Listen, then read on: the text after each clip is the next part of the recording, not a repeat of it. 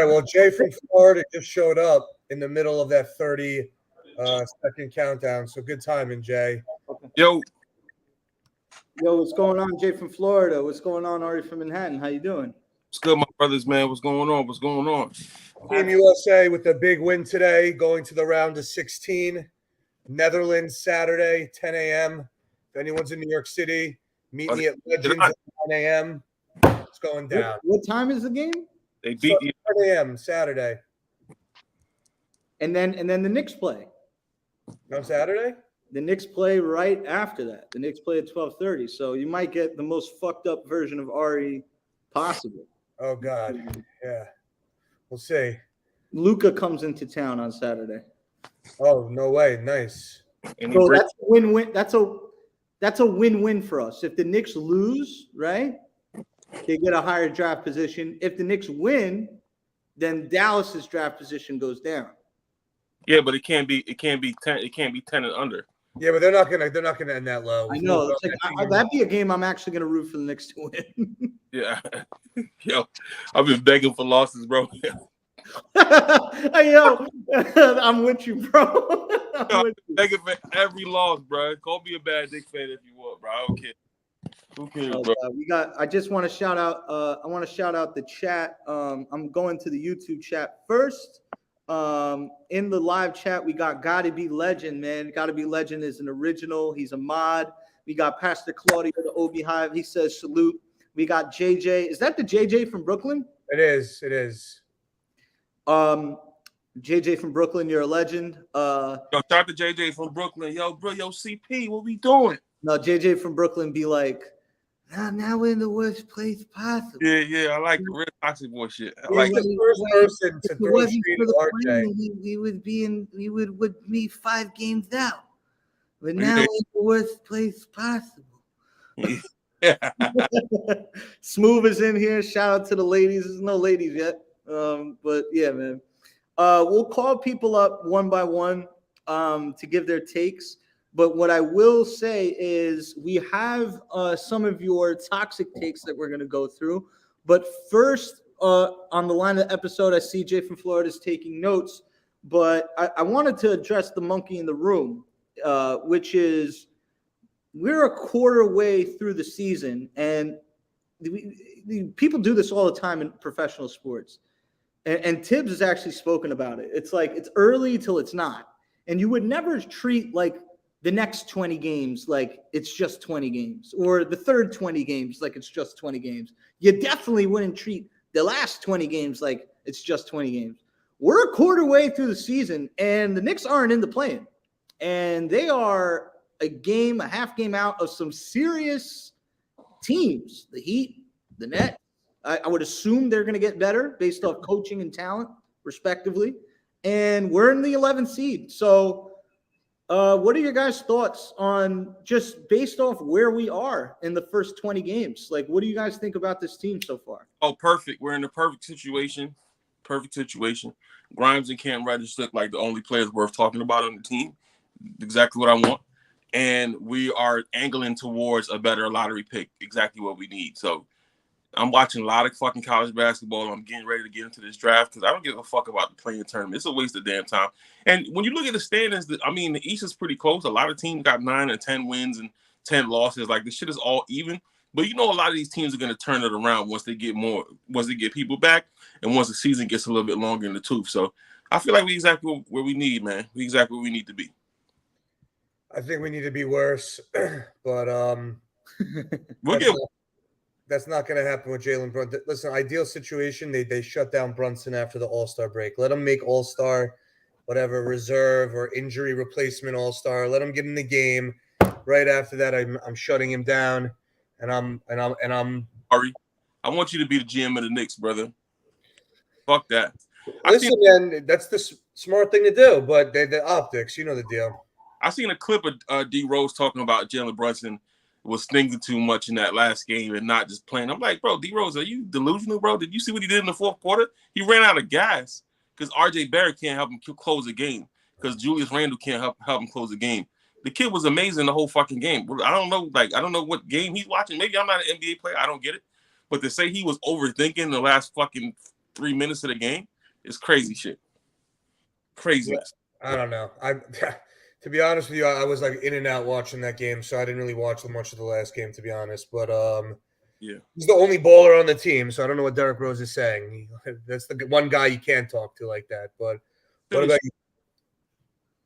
About me, I think that, you know, it's morphed out of wins and losses for me, and it's morphed into this conversation about RJ. I think the conversation about RJ is one of the most important ones, and I think it's not a narrative. I don't think it's an agenda.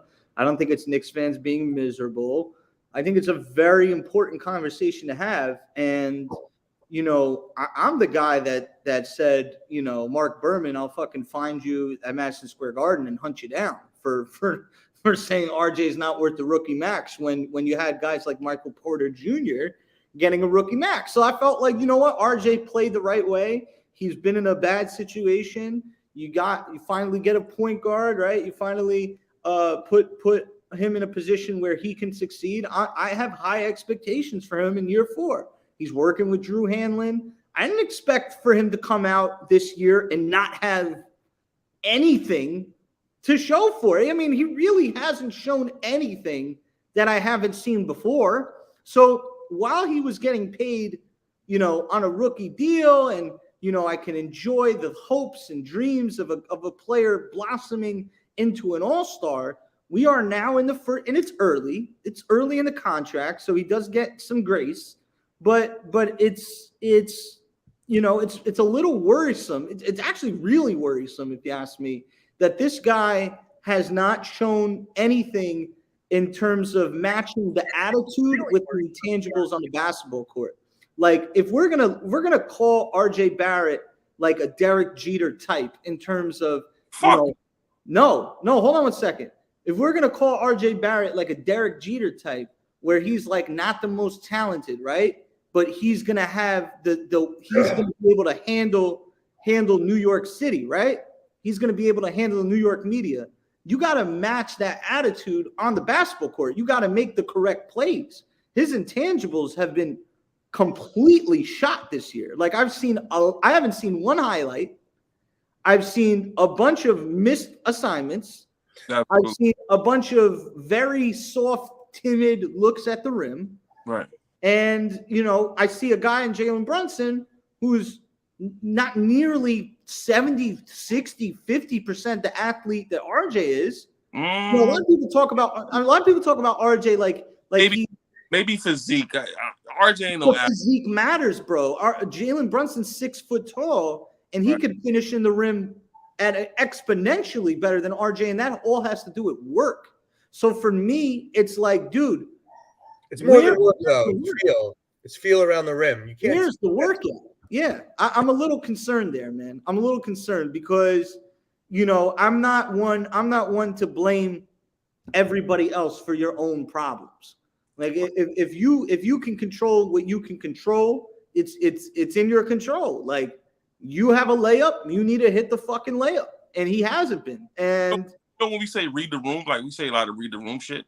When he made about he's gonna keep shooting until it drops. What do you think about that type of shit? So this is my thing, right? With the first 20 games, I think at this point you can go another 20 games looking like this and skate off with a 500 record.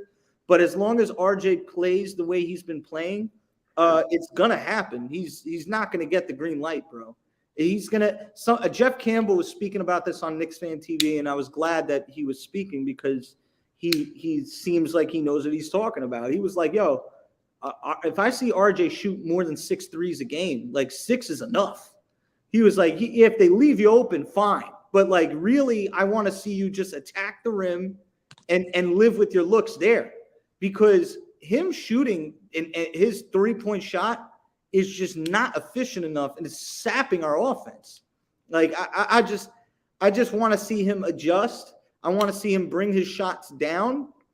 I think we're in a position where other guys on this team need more looks.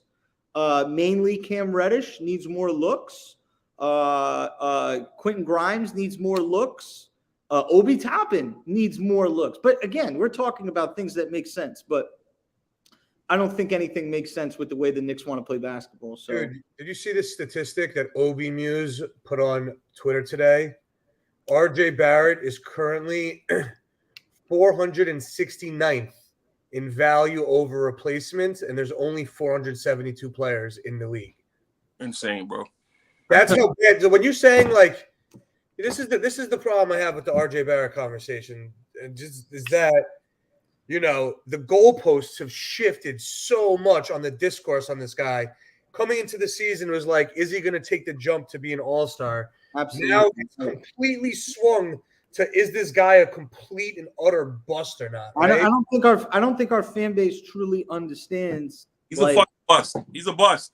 At this contract, he needs to put up 60 more games of like how he played against Memphis. He really does. He can have maybe 4 or 5 duds in there, but he can't be fucking around, bro. Like, you cannot be shooting 6 for 22 anymore. That can't happen, because it's not like you're shooting 6 for 22 and then the next night you're like 17 for 24 and you're just like knocking every shot in. Like, you're coming back to average, right? So he needs to keep it real with himself. The team needs to keep it real with themselves and understand, like, bro, you're gonna have to pick it up in other areas of the court to impact the game, because right now you shooting the ball 25 times, you're not shooting the 3 well enough to shoot it 25 times. We're not getting enough 3-point shots. We need to give the ball to guys who can shoot. Man. And it reminds me of his second year when, and Ari, this is when I met you, right? In the second year. A lot of people don't remember this. RJ was a frequent guy that went to the bench when the Knicks needed shooting, like to end the game. Absolutely. And that's a large reason why the Knicks won a lot of games in that COVID season, was because they went to Burks, they went to Randall, they went to Derrick Rose, they went to Reggie Bullock, right? They spaced the floor and they shot a lot of threes. And for me on this team, it almost seems like who's gonna get the last bone? Is it gonna be Brunson? No. Is it gonna be Randall? No.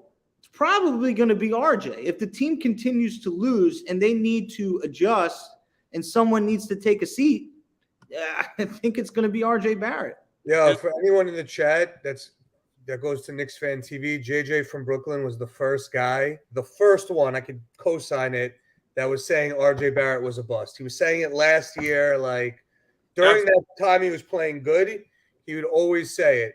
But to do, JJ, to your point, I know you called in Knicks Fan TV and you mentioned saying RJ's a bust. The last 2 times you called in Knicks Fan TV and called RJ a bust, he went out and dropped 30. So let's see if it happens tonight. No, I think RJ could always have a good game in him. My thing is consistency. This team needs normal basketball. And to be honest, there's a lot of working pieces why we don't play normal basketball. And I don't think that this product of RJ Barrett is what you're going to get from him for the rest of his career. I think it's ridiculous to say that this is the product you're going to get from him. But in this ecosystem, it's disgusting and it can't fix it though. We can talk about the numbers all day. You just brought the 6 and 22 shit. Listen, I want to look up the contracts. That's what I want to look up. I think they started 27.5 mil. Bro, no, I want to look up the contracts around him, his contract, so I can be fair. There's no sense of accountability on this team. These motherfuckers do whatever you want. I just retweeted a post of Mike Brown today, the Kings coach, and Mike Brown literally ran on the court to teach one of his young guys to step up and step up for the defensive assignment. And if you need to, you fucking take the charge on Ayton. How much money does RJ Barrett make a year? He literally showed him close to 30. 27. All right, I'm here. You want to play? I'm going to give you 60 to 50. Wait, let Jay finish first. Jay, continue. Go ahead. Can I take Poppa Left? Goddamn, bro. Monopolizing. Don't worry. Right, it's a little redundant. It's a little. We're like Randall, RJ, and Brunson here. But go ahead. Yeah, but we talking about it. So 6 to 22, we can't continue to have these nights. Tibbs doesn't run out and fucking hold his guy accountable. He doesn't stop him from shooting. He just lets him keep shooting and doing bullshit and not playing good on defense. And we saw Mike Brown from a Kings team that's doing well literally hold his fucking players accountable real time on the court and show them how to step up and take a charge and take the defensive assignment by storm. Listen, nobody holds these motherfuckers accountable, bro.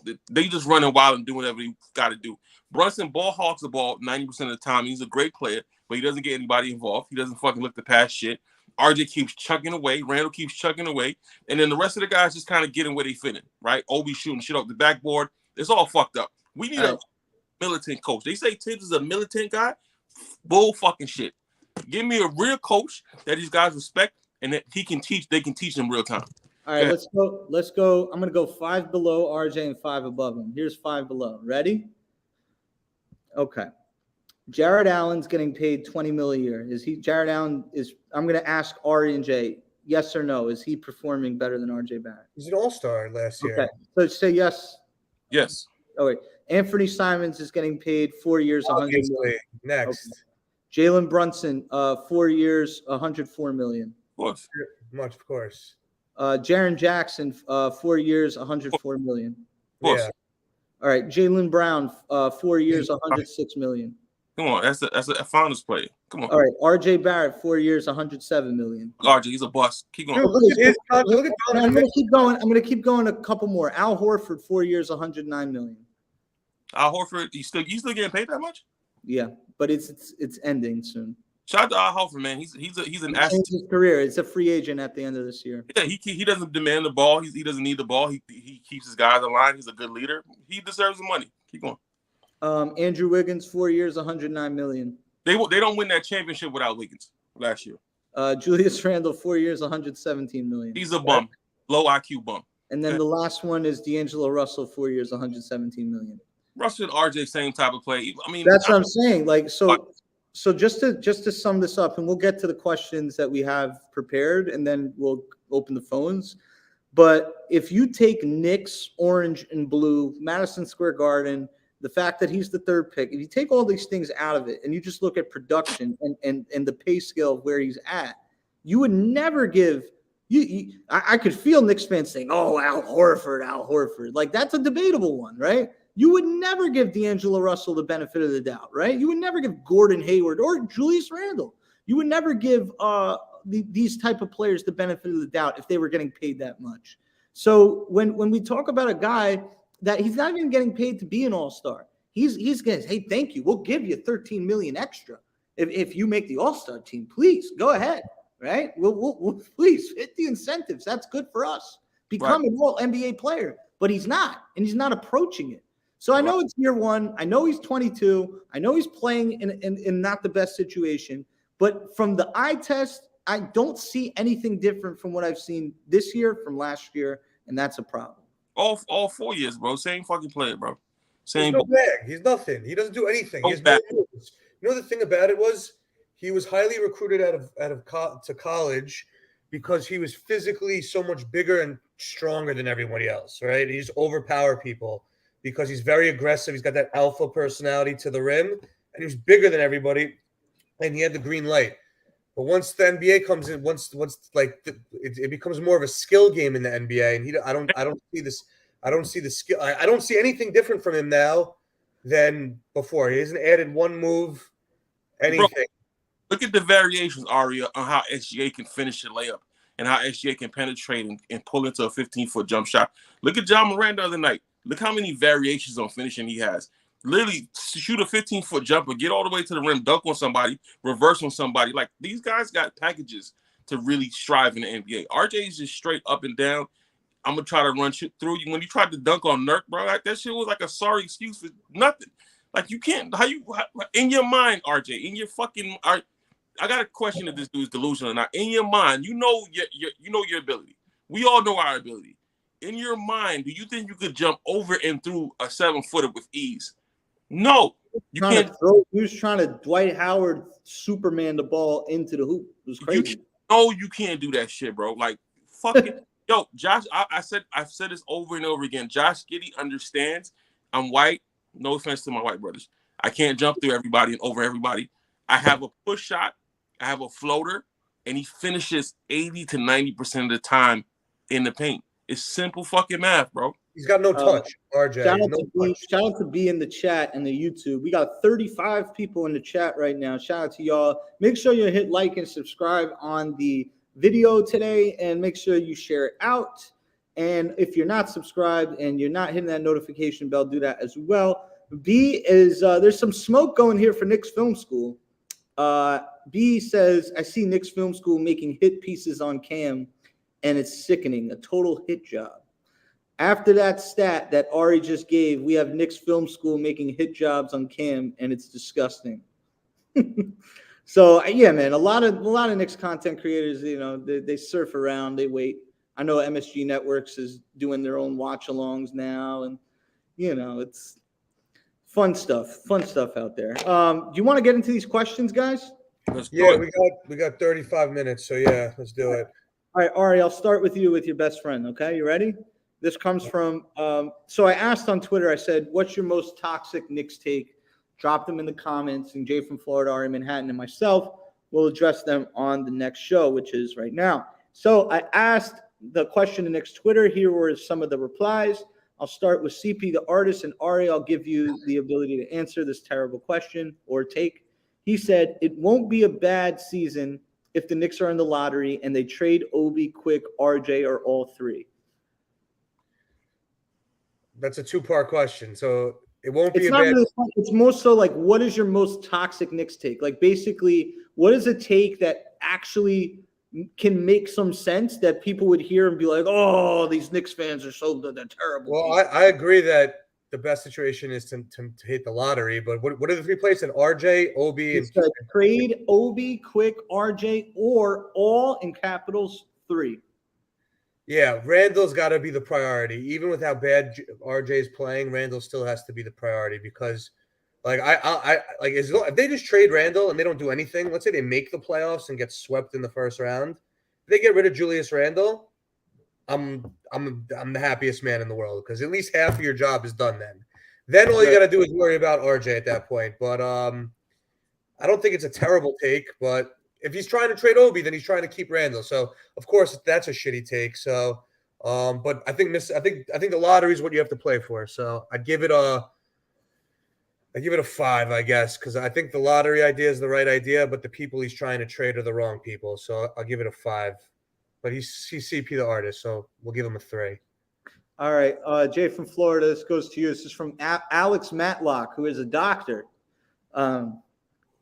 Shout out to him. He says, trying to win now with the vets is actually a part of the master plan to trade them for real assets in January. What? That's what they said they were going to do last year. That was the theory last year, and then no one got traded at the deadline. Doc, shout out to you, Doc. But we literally have the fucking worst, like literally, like fucking has the brain of a squirrel. Evan Fournier and Derrick Rose are both washed. Like, what vets are you talking about, bro? Like, there's no serviceable players on this team, bro. No real I like that Yankee fitted you got on right now. Thank you, bro. Yeah, no real organization is touching Julius Randle, bro. Unless you're desperate. Unless Pat Riley gets super fucking desperate, or if James Jones gets desperate in Phoenix and he wants to trade for him. But nobody ain't traded for fucking Julius Randle. They watch the games too. The Knicks don't have any trade assets past fucking Jalen Brunson and them picks. That's it, man. So that shit. I would throw Cam in there. I'd throw Grimes in there. I'd throw Quickly in there.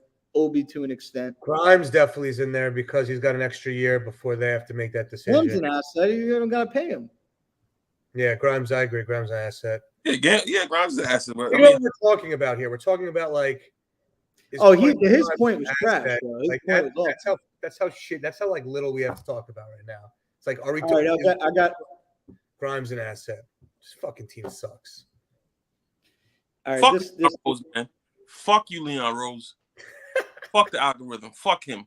Piece of shit. Wasting our time. 4 years in, and we have nothing to talk about. One fucking player. All the fucking kids is bust. You got a fucking coach that's out his mind. Fucking just crazy.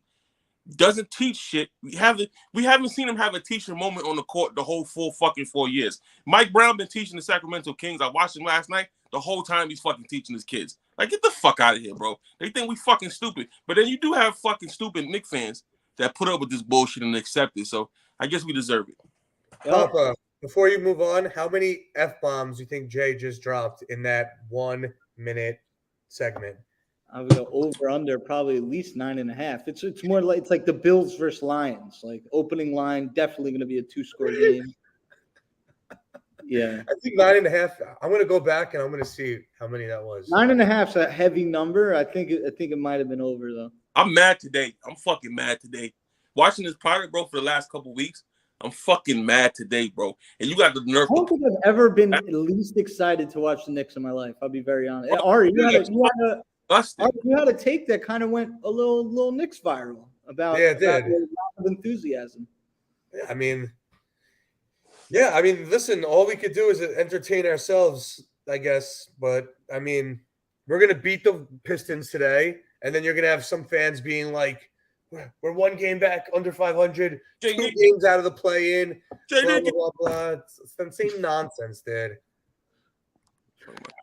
Why you go so hard at Jay Nicky for it, Jay from Florida? Because he's the fucking spokesman for mediocrity. All right, next question. I'll take this one. I was always skeptical of giving Mitch the bag because his injury history and skill set. Athletic bigs are easy to find, and his own growth hasn't been impressive. Isaiah Stewart has improved more than him in his shorter career.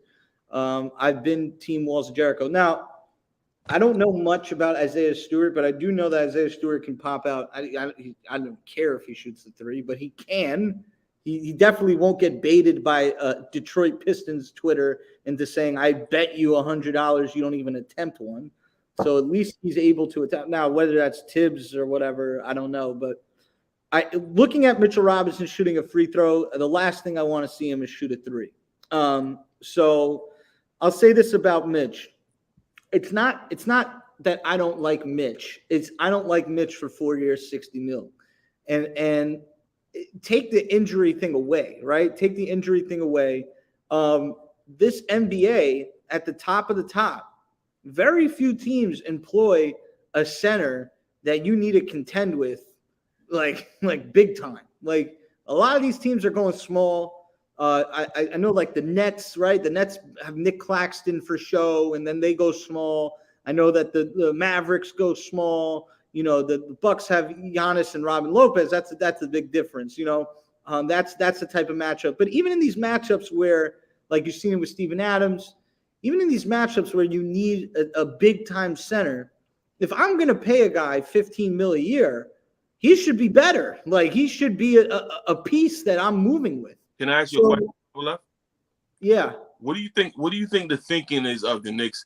Because they just signed their guys, right? They've signed. It's all family business. It's all family business. Every single move. A team like that without logic and business. Every single move we've made since Leon Rose has been here has been like favoritism. Every single thing we've done. Even my guy Quentin Grimes. That's a Tibbs guy. You know what I mean? Like, and people will say, "Oh, what is it? A bad thing that your coach wants a certain player?" It's not a bad thing, but it's like it shouldn't be the priority. You know what I mean? Like, oh, Obi's my guy, Obi's my client. Let's draft Obi. No, like you draft who's when you're at the 8th pick, it's like a perfect spot of like potential and position in need. And Obi's potential was a little bit better than Halliburton's, but the position in need was so glaring at that point. We didn't have a point guard. We had a power forward. And if you're drafting a power forward, then get rid of the power forward you have. It just none of it made sense. I want to go one more question. Jay from Florida. Here's one for you. RJ Barrett is just a role player. He will never be a star player. We should have drafted Darius Garland, and we would have nothing to worry about our point guard problems. Did I write that tweet? No, I think it's one of Randall's boys though. Yeah, I like shout out to the Burners, man. I get a lot of shit from Burners too, bro. That's the obvious choice. RJ Barrett, man. I mean, a lot of Knicks fans hold on to this kid like he's the last hope, man. I get it. I understand. We haven't had anything shiny. We haven't had anything important in a very long time. A lot of Knicks fans haven't even seen it. They didn't even get a chance to experience Spree in Houston in their prime. So I get that the thirst is real. Carmelo. That motherfucker has literally no wiggle, has no bag. It has the most inconsistent jump shot I've seen from a young guard and Fava. He's just a role play. So for the amount of times he shoots, if you're getting a leash like that, man, he needs to convert. I think he's been recently worse because of the expectations. I think that when you look at it through different lenses, I think it's a little easier. It's more tolerable to handle, especially if there's no Julius Randle and you're ending the year with RJ Barrett and he's given the keys to kind of run the show. And yeah, he's not efficient, but it's interesting to watch, right? It's just, hey, we might have an all-star here. Now we don't have that. We have Brunson, Randall, and RJ, and with the exception of Brunson, neither one is consistent, and that's why we're 9-11.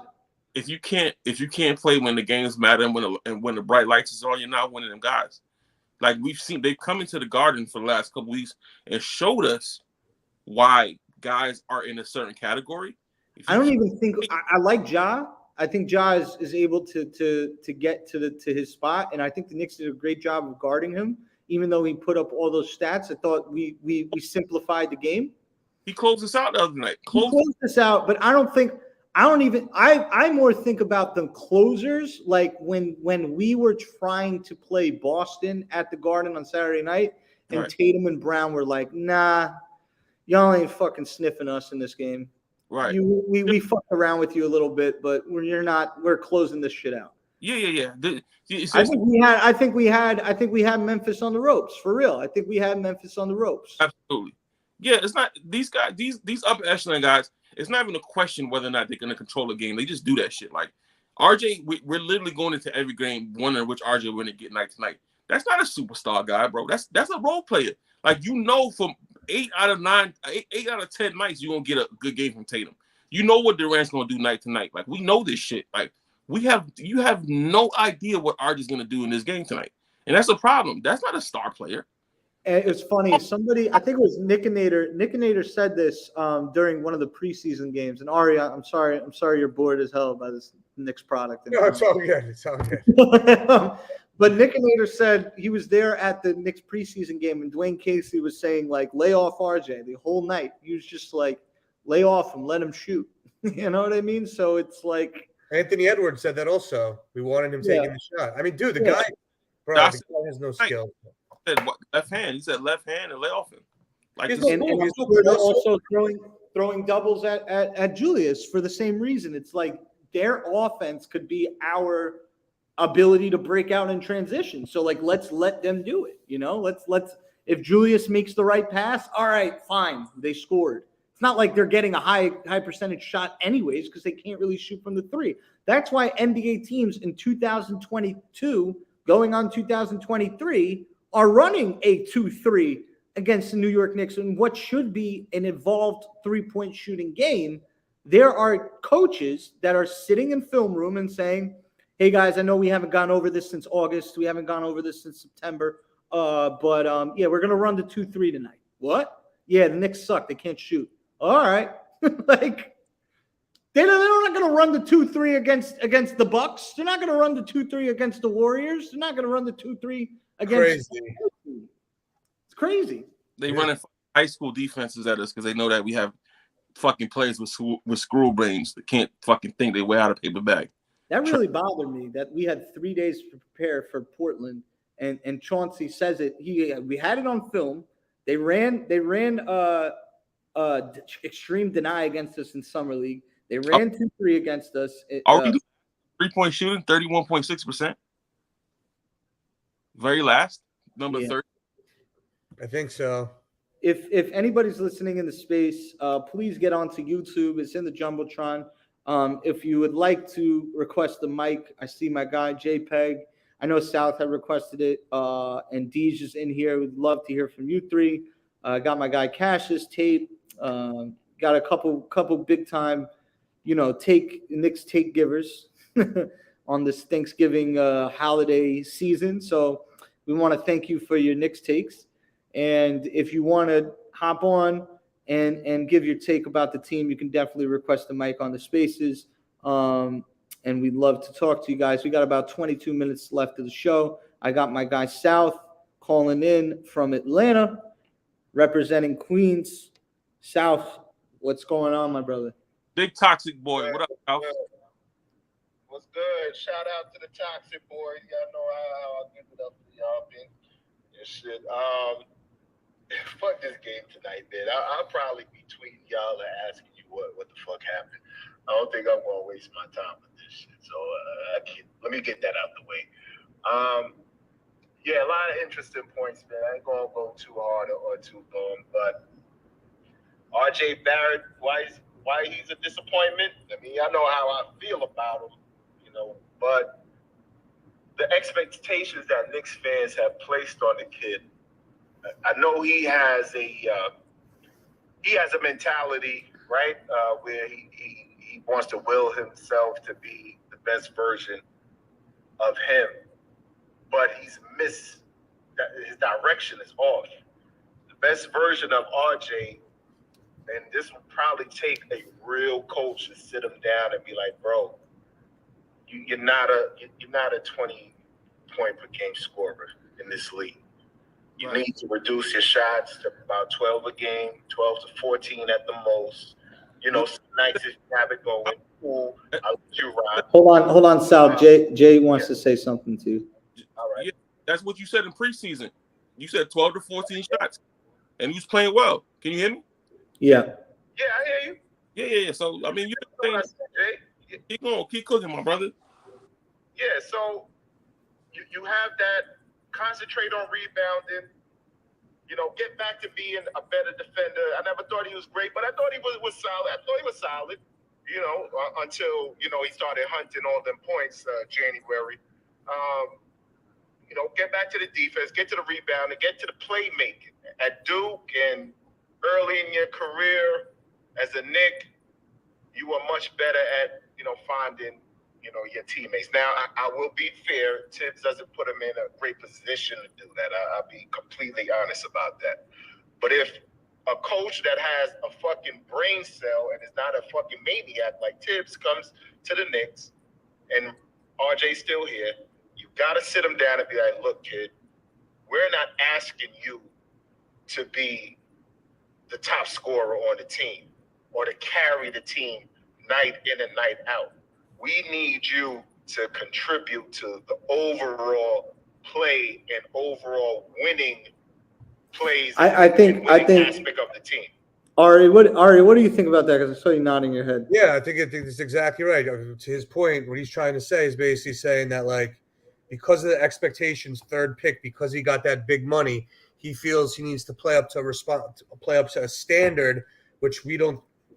It's hard to break it to you, but it's like we don't think you can live up to that standard. And he's focused more on himself, on getting himself going and reaching the standard about himself, that the team gets kind of lost in it. This is why this guy is chucking up 22 shots and not looking to pass to anyone. To South's point, and I agree 100%, he needs to more play a less proactive type of game and a more reactive type of game where you let the game come to you and make the right basketball play for the betterment of the team, not your own personal success. So I agree. That's a highlight, right? To be honest, I think RJ has the ability to make a wide open layup, but when he tries to manufacture a layup, then it's going to get punched. It should get punched, you know, ridiculously, and he's going to miss. So what Ari is saying is that don't look to initiate no goddamn play. Just play off of others, and then cut, and you can make a layup, and you won't look so bad. You might not get your shit punched all the time if you just, you know, play off of others. Let me ask you a question, South. You know, I was watching. You know, shout out to Deej, man. Deej was saying that the Kings was playing, and I got league pass, so I put the Kings on, and I watched it last night late. And the things that Mike Brown was doing with his team, bro, I haven't seen in 4 years with Tibbs. Do you think a coach? What do you think a coach would do? Would you think a coach would hand RJ's keys to Cam Reddish or RJ's keys to Grimes? Do you think he would pull back the shots on Randall? Don't ask Alan Hahn this question. What do you think a real coach would do with this roster, South? Look, again, this is a topic that most Knicks fans are trying to avoid. Hell yes, the keys should go to Cam Reddish over RJ. RJ needs to be the fourth man. I tweeted it earlier, and I caught some flack about it. RJ for this team right now. I'm not talking about no moves, no nothing. Just as presently constructed, needs to be the fourth option at best. Absolutely. He needs to be slotted in that role where, other than Randall and Brunson, he's getting the usage. Because I don't even think Cam will take no 22 shots. He's not even built like that. You know what I mean? He'll play a more all-around game, but he needs to, as far as usage goes, he needs to be third in line, third in pecking order on that team. And RJ, again, needs to work on being more of a utility man until he can really figure out how to diversify his offensive game. I think the only guys that I could think of that had that expectation, that origin story, and had to scale it back is Wiggins. But I'm trying to think of someone even more, historical, like a guy who took a step back and became you say Scottie Pippen, but no, but that's what I'm saying. Like, I don't even want to put RJ on that level obviously, because there's no Michael Jordan, bro. Like, how could RJ say I'm gonna take a step back when the step back goes to? And I'm gonna say this: if it's Cam, Cam has an inefficient game. Why should RJ come back the next game and not take his 15 to 20 shots? Yeah, but does RJ know he's whack? Does he realize that he's an average player?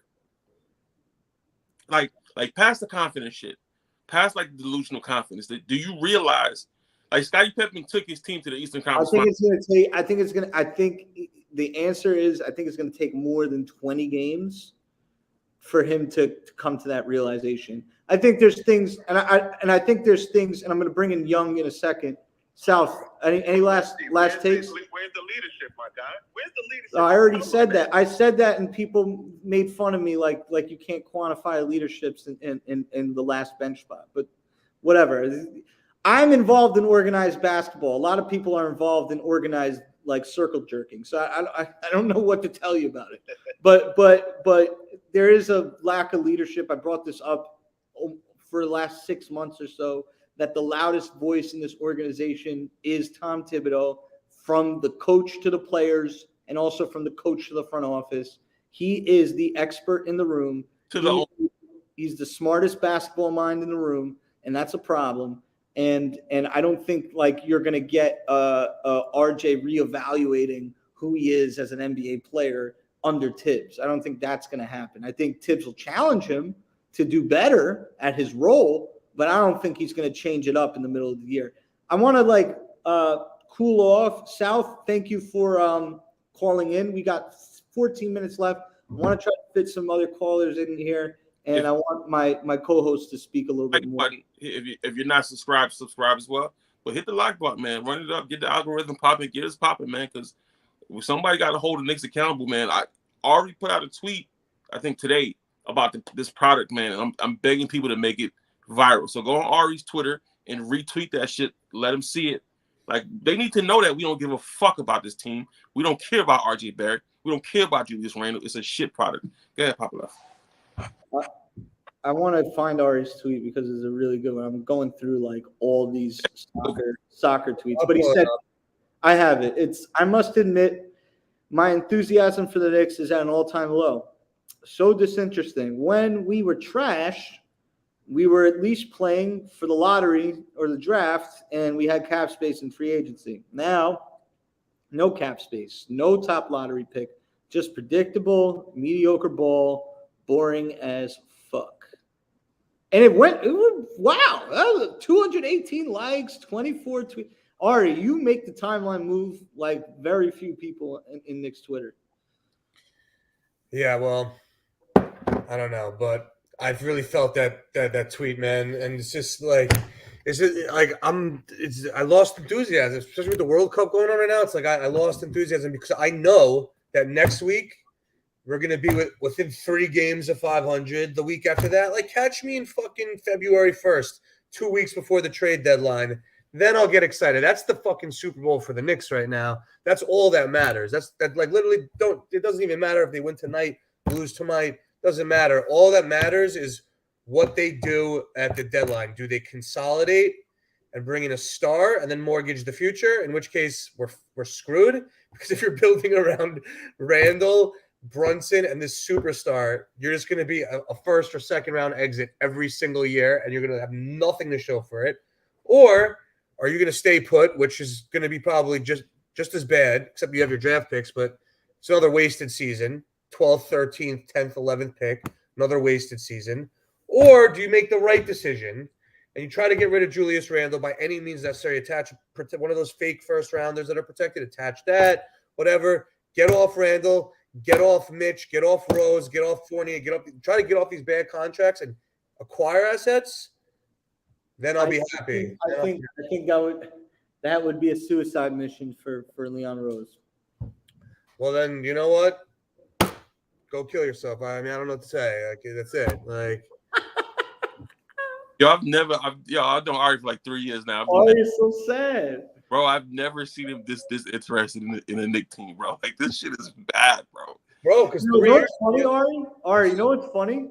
When I would watch Knicks fan TV and like after the Knicks would win, even during COVID, even during a Randall, you were saying trade Randall, you're like, look, man. Good game, you know. you were a little excited.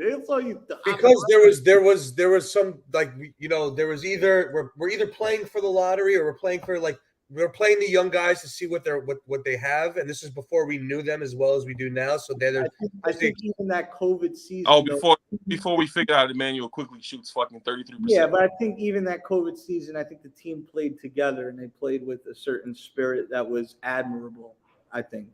Yeah, I mean, listen, once you're like going to make the playoffs, it's not like you tank then. No one's saying to tank then. Yeah. You know, you tank once you know that you don't have enough, which I think we've already reached the point right now. But granted, because we're in a couple of games, they're not going to do anything. They're not going to go down that road. But we got 10 minutes. Got 2 more callers, and then we'll give our final thoughts. Let's go to Young. What's going on, Young?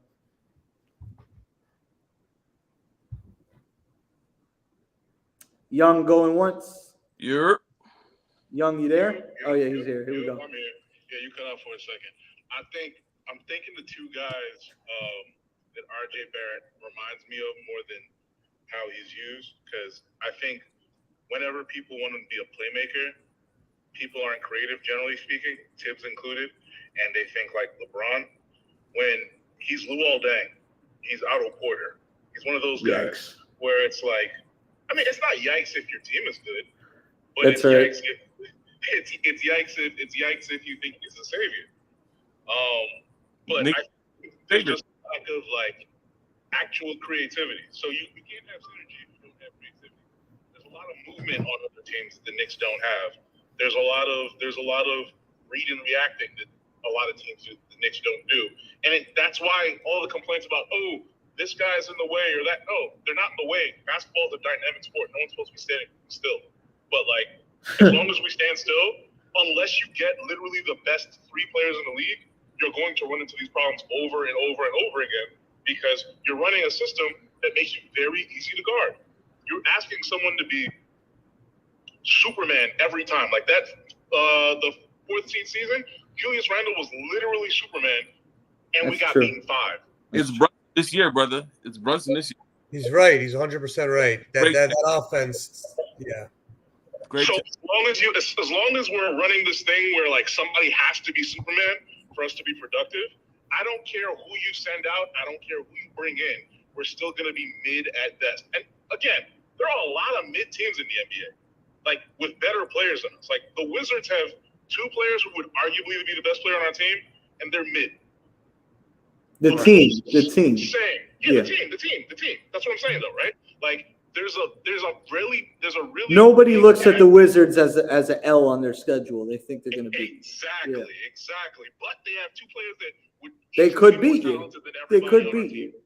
They could beat you 136 to 128 any night. And that's where the Knicks are at too, except for the fact that like, because we want more, we're frustrated. And that's what makes New York hard to play with. Because if you don't have the right coach making everything work together, it's going to be, hey, this guy sucks or this guy's amazing, and that's it. when you work in those binaries, I'm sorry, you're not going to get anywhere unless you draft LeBron James. We're not going to draft LeBron James. Thank you for the call. That was young Uncle Phil. Great call. Great take. Call. We're gonna get Steven on here, and then we'll close with Ari and Jay and myself, and then we'll watch this Knicks game. Steven, what's going on?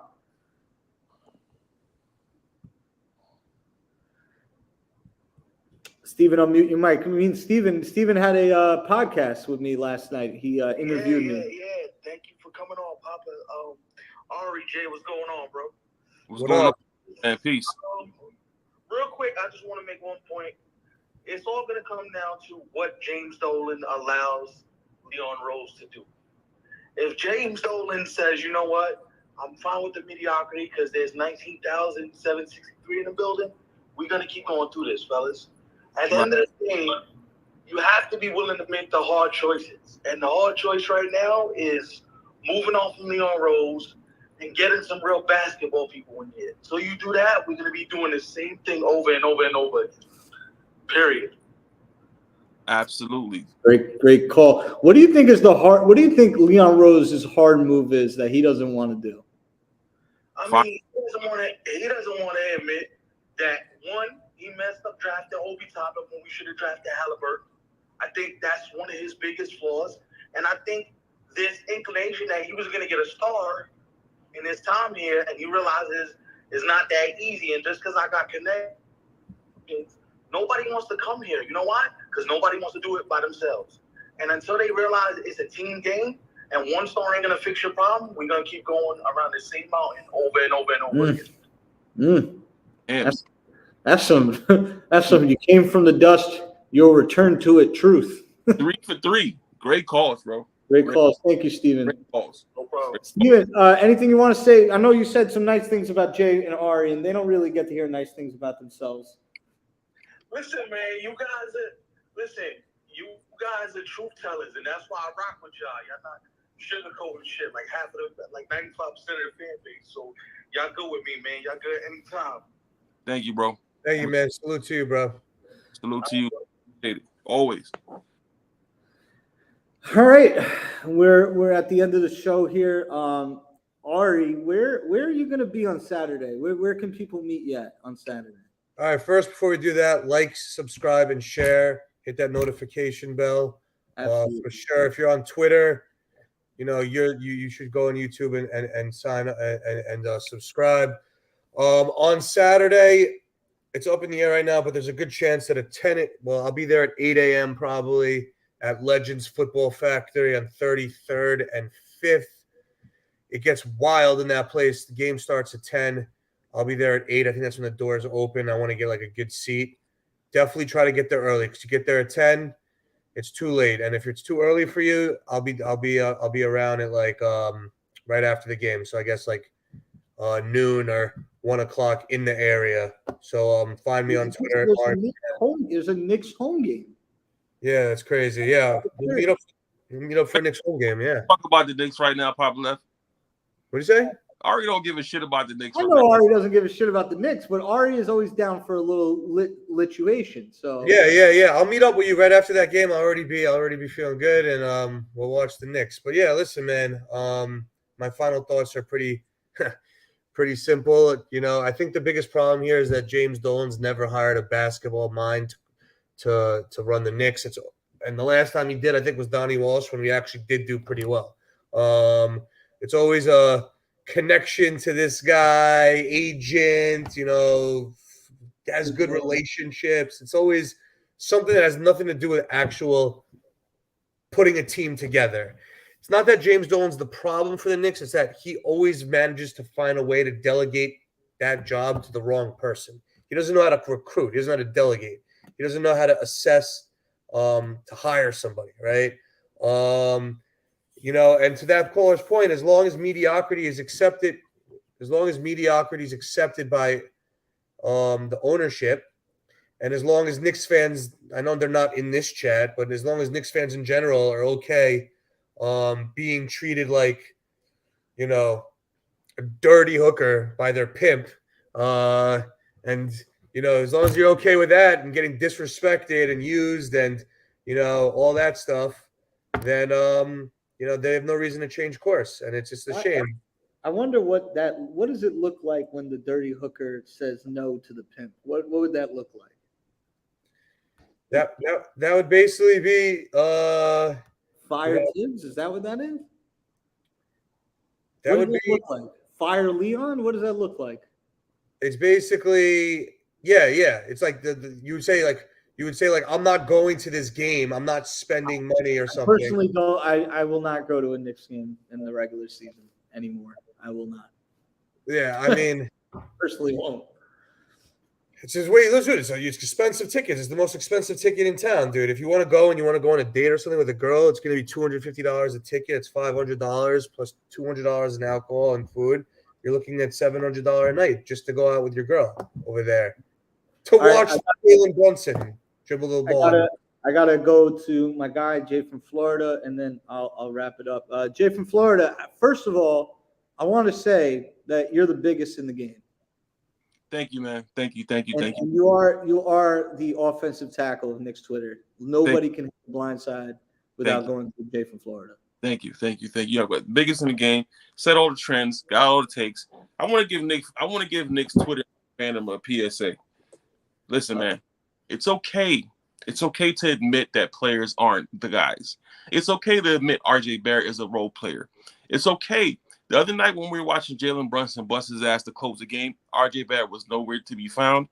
Emmanuel Quickly, Obi Toppin, nowhere to be found, and that's okay. We're in year 3 and 4 of these guys, and many teams have done it. They've dumped players and started over fresh again with new innovative talent. Knicks fans, I don't know if you don't know, but you got a whole bunch of NBA draft podcasts on Apple Store, Apple Podcasts, Android, whatever you listen to. I was listening to NBA Big Board this morning with Rafael Barlow, and he went through a list of prospects that we can be excited for. Wings, power forwards, point guards. We can get a whole new team going. Let's not hold on to these players for their life because they're young and they're shiny. They're shit. They're role players. RJ Barrett's Lou Dort, get over it. It's okay. We can start over, get new different players, and really build this thing out properly. Don't get butt hurt when they don't work. It's okay. Many NBA franchises have done in the past, and we need to do it as the Knicks as well. Have a great night, fellas. Great takes. Before we get to you, I just want to clarify one thing. Yeah. I don't think RJ is trash. I don't think he's this bad. I really don't. But he's not a superstar, and he's not a star, and he's probably not going to be an all-star. I think that's what I don't think people are saying like he's going to be this bad forever. He's going to be out of the league, or he's like a complete bust like a Frank. It just he's a starter. He's an average starter or whatever. That's what I think. So yeah. But starters don't get 24 shots a night. So we got to go find somebody that's warranted getting 24 shots a night. Right. And I think that I think I agree with pretty much what Ari says. I think Jay from Florida is saying things to not necessarily not that are untruthful to him, but he's saying it in a way to wake everybody up. And I think if you look at Jay will bring you around the league. I think Ari will bring you into the inner workings of the NBA. And I think from my perspective, I'm talking about it from a perspective of how can we change like the whole system here? Like how can we change the whole attitude of how these players work well with each other while they're here? And for me, my biggest take is we need to spread the floor with Jalen Brunson and some shooters, and we need to be willing to sit down one of these starters out of the lineup, whether Mitch, RJ, or Randall. One of them have to go. If you want to sit Mitch, maybe that's why he tweeted, some cryptic shit today. Maybe he's being phased out. I don't think that's going to be the situation. But if RJ comes off the bench, so be it. I really think that you need to space the floor with Jalen Brunson if you want this shit to work. If you really want to compete, play around your best player. Let him open up the floor. He doesn't need to be shooting threes. He needs to be kicking to guys who can shoot or either create off the 3-point line and make the correct play at the hoop. If RJ is not going to pick it up in these next 20 games, at halftime, at the half point of this year during All-Star break, I want to see us do something different. And if we're going to be at this level of play, this product of play, it's only going to get the criticism is only going to get a little bit louder as it goes. And I'll say this, Jay, if the Knicks are tied 99-99 tonight against the Pistons, you bet your ass I'm rooting for the Pistons to win the game, and I have no qualms about saying it. Absolutely. No qualms. Is you should be beating the shit out of the Pistons. You should not be hoping on a prayer that you beat Detroit. Absolutely. And that's where I'm at. Like, if you play well, you play the right way, I'll root for you. If you're not and you're showing me bad habits, I'm thinking all about that lottery ball. I don't give a fuck if we haven't won it 25 years in a row. Because we've done worse things than prey on a lottery ball. We've preyed on Evan Fournier, Kemba Walker, Nerlens Noel, Tim Hardaway Jr., fucking Andrea Bargnani. We've preyed on Antonio McDyess. We preyed on Eddie Curry. We preyed on Mike D'Antoni to play without Steve Nash. Preyed on Jeremy Lin. We've done all these prayers. I'd rather prey on a higher, literally, it's a higher statistically anomaly. Go ahead. Hey, Michelle. Well, that's not Michelle. That's Mo. Oh, hey, Mo. Hey. Why do you have the bravery to say that RJ can come off the bench? Knicks fans won't even consider it. They won't acknowledge it. They won't. Not in year one, bro. Not in year one. But we got to wrap up, man. Ari, I might take you up on that USA Netherlands thing because I want to see you in full action. Dude, listen, let me know, bro. I'll be around.